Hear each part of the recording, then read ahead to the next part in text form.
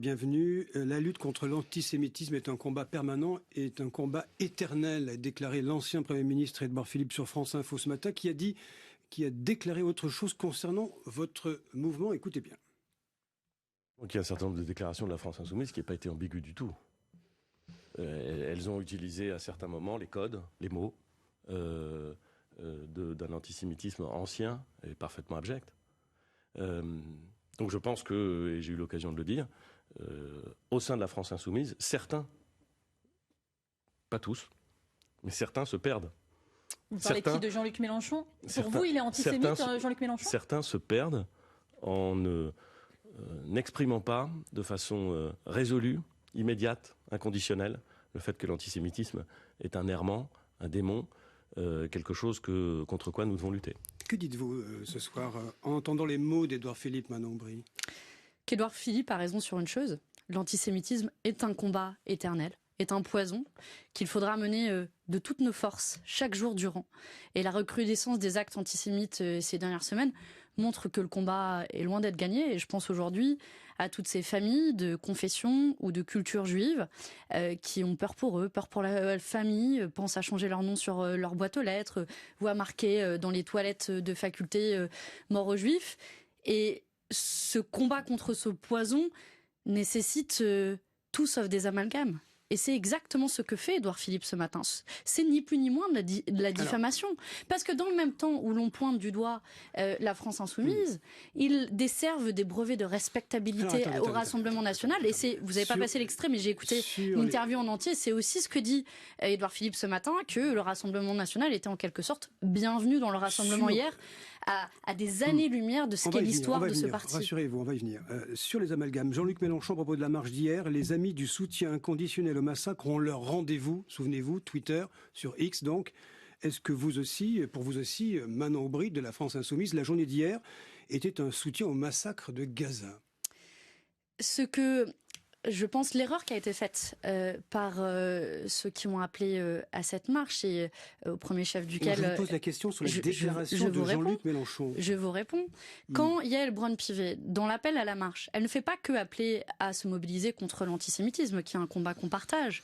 Elle importe dans la déclaration, je ne sais pas si vous l'avez lu, si ceux qui nous écoutent l'ont lu, elle parle du conflit israélo-palestinien. D'ailleurs, il y a un parallèle qui est fait entre l'islamisme et la lutte contre l'antisémitisme qui, je pense, à tout le moins hasardeux, première chose. Et deuxième chose, je pense qu'importer le conflit israélo-palestinien, c'est pas Jean-Luc Mélenchon qui l'a fait. Donc vous êtes d'accord avec cette déclaration? Je ne pense pas que chacune des personnes qui ont marché dimanche et sont des soutiens, y compris... je comprends le dilemme qui a été fait au peuple de gauche. À des gens comme vous et moi, enfin vous, je sais pas, mais sûrement des gens qui nous écoutent, qui sont de gauche et qui ont envie d'agir contre l'antisémitisme et qui se sont retrouvés en quelque sorte piégés, à se retrouver à marcher potentiellement, y aller à reculons. Donc vous validez la déclaration de Jean-Luc Mélenchon, c'est pas mais j'essaie de vous l'expliquer, les choses sont pas blanches ou noires, elles méritent un peu de nuance, j'essaie de prendre le temps ici qu'on a, je sais qu'on en a pas beaucoup. Je vous en soumets une autre. Yaël Braun-Pivet, c'est elle qui a parlé d'un soutien inconditionnel au gouvernement d'israélien qui commet à l'heure actuelle des crimes de guerre. Manon Bry, elle l'a dit le jour d'après le massacre du 7 octobre. Mais elle n'a jamais dit l'inverse. Elle ne l'a pas redit. Mais elle n'a jamais dit l'inverse, Jean-François Killy. Mais c'est trop facile de prendre la défense de celles et ceux. Je ne prends pas de défense, je fais du factuel, vous savez. Mais Yaël Braun-Pivet s'est posée en soutien au gouvernement d'Israël. Et je pense que la lutte contre l'antisémitisme mérite qu'on sépare les deux enjeux. Non, c'est pas ma cible. Arrêtez avec cela, c'est de la politique que l'on fait. J'ai des désaccords politiques avec Yaël Braun-Pivet. J'ai un accord, vous le voyez, c'est la nécessité de lutter contre l'antisémitisme. Et je pense que ça se fait dans la clarté, c'est-à-dire sans le Rassemblement national, parce que je ne sais pas si on mesure bien ce qui s'est passé hier. Je pense qu'on a franchi un cap. Juste une question, on passe au RN. Les mots de David Guiraud depuis la Tunisie. Mais vous pouvez... Ils vous ont surpris ou pas? Mais vous avez le droit de parler avec vos tripes. Non, mais qu'est-ce que dit David Guiraud? Il dit le bébé dans le four, ça a été fait par Israël. La maman éventrée, ça a été fait par Israël. Il dit qu'il y a un traitement médiatique déséquilibré. Il dit, oui, mais ce qu'il veut dire en substance, il dit qu'il y a un traitement médiatique déséquilibré entre, d'un côté... Manon Bry, vous entendez les mots. Bien sûr, y compris, je l'aurais pas dit de cette manière-là. Et lui-même a dit sur la forme il a fait un tweet cet après-midi qu'il aurait pu le dire d'une autre manière. Mais alors le RN. On arrive au cœur du sujet. Le RN. Le Rassemblement national. Je ne sais pas si on mesure bien ce qui s'est passé aujourd'hui. le 12 novembre 2023 restera dans l'histoire de notre pays comme ce moment où on a franchi un cap, où ceux qui sont les héritiers des nazis se placent aujourd'hui en défenseurs des Juifs.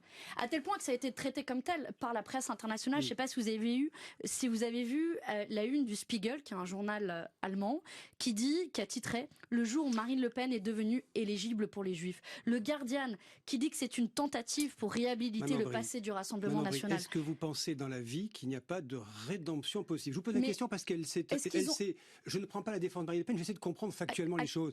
Marine Le Pen n'a jamais été elle-même, in tuitu personae, antisémite, contrairement aux déclarations de son père. Vous faites un bon avocat de Marine Le Pen. Non, je ne suis pas un avocat de Marine Le Pen, j'essaie de comprendre les choses. Est-ce que Marine Le Pen a défilé aux côtés de néo-nazis dans un bal autrichien? Est-ce que Marine Le Pen n'a pas, dans ses relations, y compris dans les prestataires du Rassemblement national, des anciens du GUD? Est-ce que Marine Le Pen n'a pas, dans son groupe de députés à l'Assemblée nationale, y compris qui était présent à la marche dimanche, un député, je vais jusqu'au bout, qui s'appelle Frédéric Boccaletti et qui a tenu une librairie négationniste? Vous dites ce soir donc Marine Le Pen permettez-moi de nous le dire. Vous le dites. Marine Le Pen, oui, est l'héritière d'un mouvement antisémitisme qui porte aujourd'hui encore en son sein. Et je ne suis pas d'accord pour participer à cet exercice d'amnésie collective. Vous savez pourquoi? Parce que la lutte contre l'antisémitisme est un sujet trop sérieux. Parce que, par ailleurs, on ne lutte pas contre la haine des Juifs, par la haine des musulmans, ce que tente de faire le Rassemblement national. Notre enjeu en tant que responsable politique aujourd'hui, c'est de ramener l'unité du pays, l'unité des musulmans, des chrétiens, des juifs, leur dire qu'ils sont tous placés sous la protection de la nation. Et la marche de dimanche, de ce point de vue-là, n'a pas atteint son objectif. Sortant des anathèmes des uns et des autres. Vous savez que ça part du 7 octobre. J'ai tenu des faits, pas des anathèmes. Marine Le Pen, ce soir-là, le 7 octobre, massacre dans le sud d'Israël, elle dit condamnation acte terroriste. J'ai condamné également. J'ai condamné également. Incapacité à admettre le mot terroriste. Mais si. Monsieur Akili, premièrement, nous avons condamné. Monsieur Akili, nous avons condamné. Laissez-moi répondre si vous posez des questions, je peux répondre. Nous avons condamné dès la première seconde les attaques abjectes, et je vous l'aurais dit ici, abjectes de la part du Hamas. Je veux aussi aujourd'hui que nous fassions preuve de la même fermeté, et je regrette les atermoiements de ce point de vue-là du président de la République Emmanuel Macron, qui est si frileux à dénoncer les crimes de guerre commis par Netanyahou à l'heure actuelle. 11 000 morts, dont 4 000 enfants. On a aussi des hôpitaux qui sont pris pour cible, des enfants dont on est en train de débrancher les couveuses, et qui a appelé à un cessez-le-feu il y a 2 jours et qui revient dessus. Vous voyez, c'est ces atermoiements de la diplomatie française qui la décrédibilise largement. Et aujourd'hui, notre voix doit peser pour la recherche de la paix, du cessez-le-feu en Israël et en Palestine, et de la coexistence, de la cohabitation, de l'unité de la nation en France. Et c'est votre appel ce soir. Merci beaucoup. Manon Aubry, députée européenne de la France Insoumise, présidente du groupe de la gauche au Parlement européen. Pardon pour le retard, merci d'avoir répondu à nos questions sur France Info.